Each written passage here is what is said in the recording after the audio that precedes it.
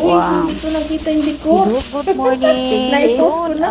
Ay, sorry. Po sa lahat sa masulok ng mundo. Ito po ang inyong lola, ang lolang kumanda na Ito ang dito isda sa Saudi na magdiringag. Arabia. Tama na? Oo. Sa mga oras na ito mga kalola, ito na naman, ang dami ko na naman lulutuin. Kasi nga itong amo ko na sobrang galing talaga magpaparte. Ang galing talaga magpaparte, mga kalola. At hindi man lang naawa sa akin.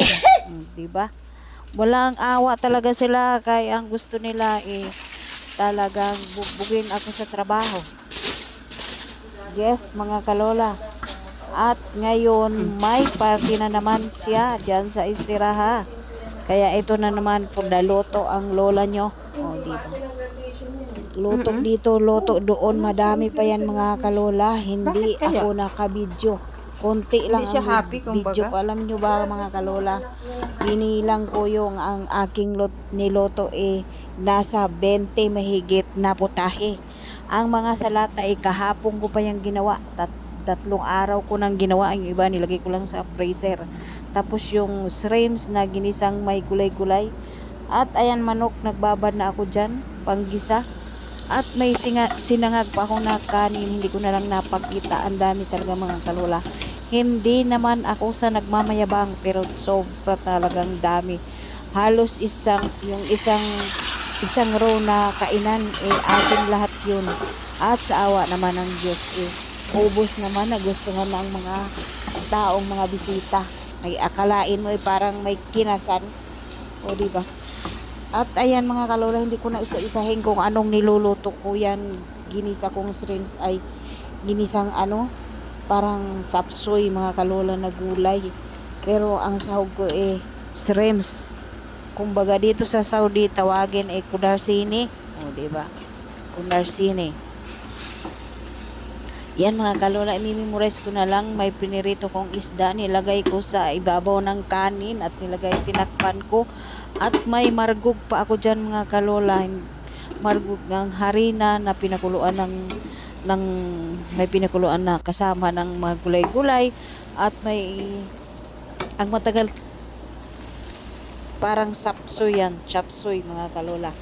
Yan ang ginawa ko, pero dito kumbaga parang sa akin parang ginisa lang na lugaw ay charis, ginisang gulay lang mga kalola na sinahugan ng shrimps, pero Ay, masarap mga yan kalols, mga kalola. ayan, At naggawa tayo ng bechamel. pa akong isang Inaamunta na malaking ang lalagyan ng makarona yan, makarona bechamel yan mga kalola. Diyos ko, ang laki-laki talaga dahil sobrang dami ng laki ng lalagyan. At yan, nilikos ko na yan.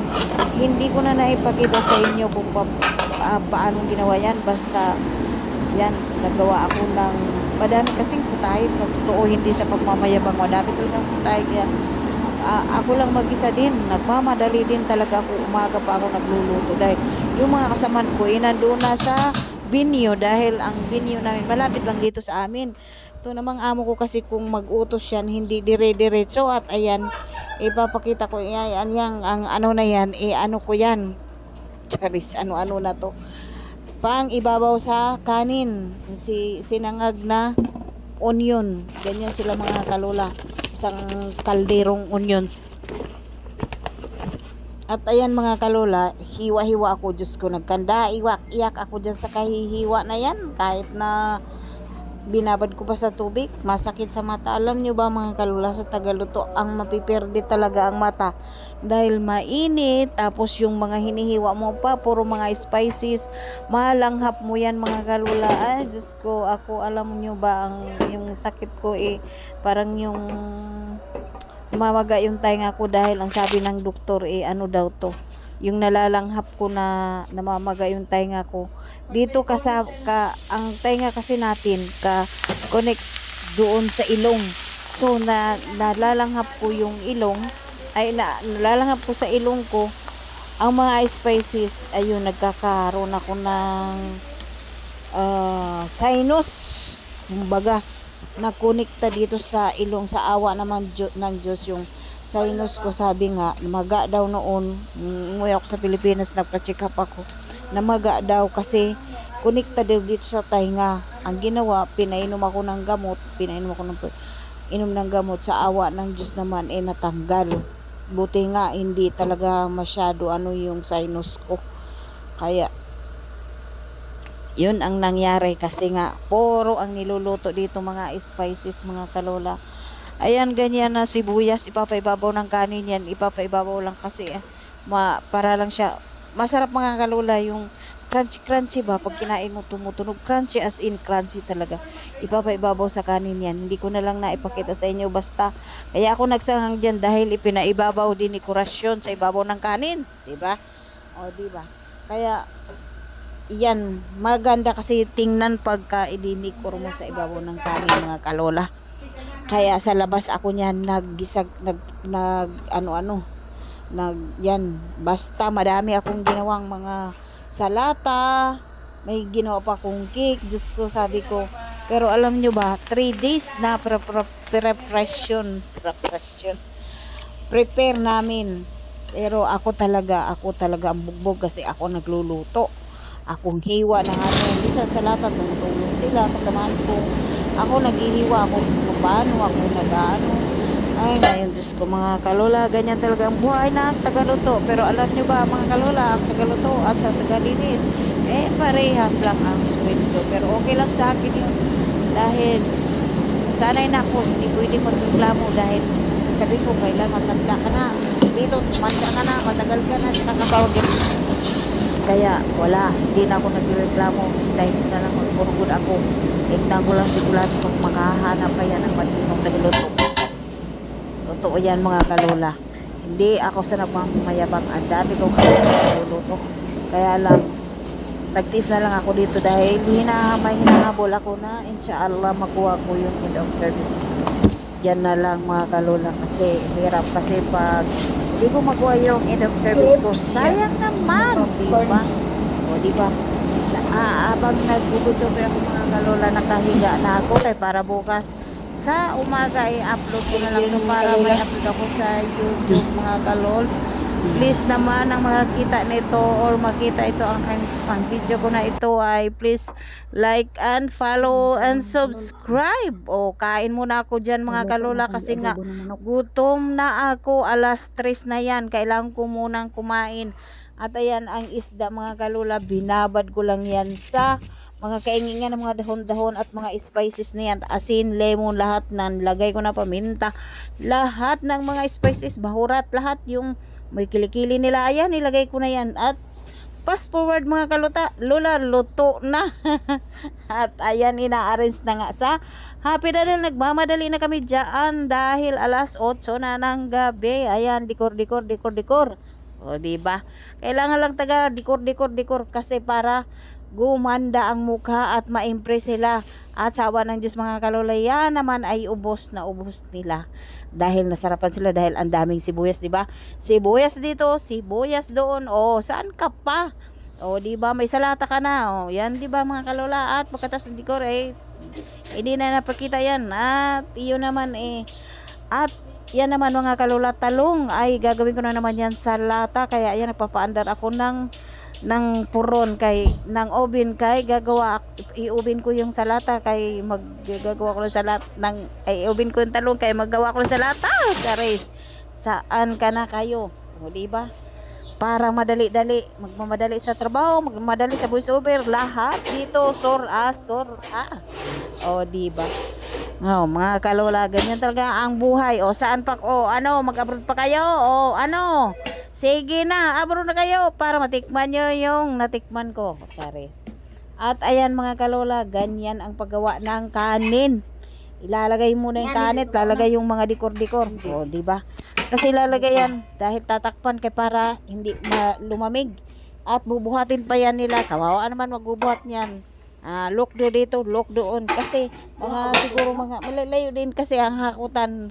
Hindi nyo, malapit lang dito sa amin, isang compound lang, pero medyo malayo din. kung walang sasakyan, ay nako maglalakad sila. Sila ang maghahakot. Itong mga kasamahan ko, pasensya na. O, diba? Talagang ganun ang buhay. Sorry na lang. Buhay katulong, buhay dito sa Saudi Arabia. Magprito Iyan, taani. ipapakita ko mga kalula yung binabod Kahit yung isda pastilan. ko, paano ko ipinirito. Ay, yan, talsik-talsik. At sa labas pa ako niya mga kalula nagprito. Kasi kung dito sa loob, hindi maprito dahil ang dami punong-puno ang ating oven mga kalula. Ang daming nakasalang. Oh, charis, di ba? Ang galing ko ngayon mag-voice over dahil ako lang mag-isa dito sa aking kwarto. Kahit nagsigaw ako, hindi, wala akong kasama. Kaya, so, lalakasan ko mga kalula. Minsan kasi nag-voice over ako. Ang bagal kong magsalita kasi nga, nababadan ako minsan sabihin, may hagitawa, Mary. At ayan, isa pang potahe mga kalula. Sige. Margog yan. Mamaya tutulog na ako. Wala na akong boses kasasalita. O, di ba? Yan, Jiris, ito. Charis. Ayan. Ayan sila. Madami yan. May kanin, may Margog. margog. Ang dami nila Ayan. mga kalula. Karni yan. Kaya lang, ayan, humina na yung boses ko. Wala nang battery. O, di ba?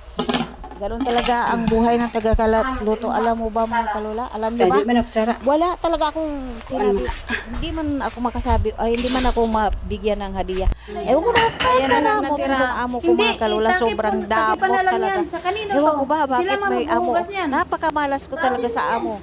Malas talaga kasi isa lang ang amo. Hindi ako nagpalit-palit. Kaya ayun, malas talaga. Sana naman makaalala naman siya pagka pagod na pagod ang tao, magbigay siya ng hadiah. O, di ba?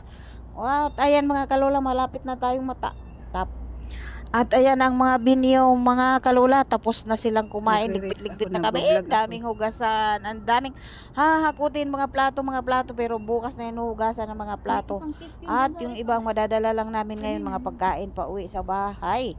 O, diba? Tinulungan ni kami ng mga Pinay. Salamat sa mga Pinay. Shout out pala sa mga Pinay na tumulong sa amin. Shout out. Wala nang Please laman. subscribe and please like and subscribe. Oh, charis. O, diba? Yan, wala nang Ang laman. daming pinaglagyan ng pagkain mga kalula. Doon hanggang dulo pa yan. O kaya ito. Wala na kaming kuskus baliungos. Ligpit yung mga lawi sa buwas na yan. Baka bahala na sila. Hanggang dito na lang mga kalula. Thank you for watching. O diba ubos yung salata? Ayan, pinaglagyan ng mga salata. Thank you uli. Paki-subscribe naman. Please like and subscribe. Ingat po tayong lahat. Hanggang sa muli kong video. Thank you for watching, everybody. Ingat po. Ayan. At pag-uwi ko sa bahay, pag-uwi ko pa, nagprepare ako ng pagkain ni Kulas, amo kong lalaki. Ayan. Ang daming pagkain, pero yan ang pinilit niya. Dahil yun lang gusto, kasi diet daw siya. Okay na. Iakit ko na yan. Bye-bye na muna. Matutulog na ako. Thank you for watching. Bye!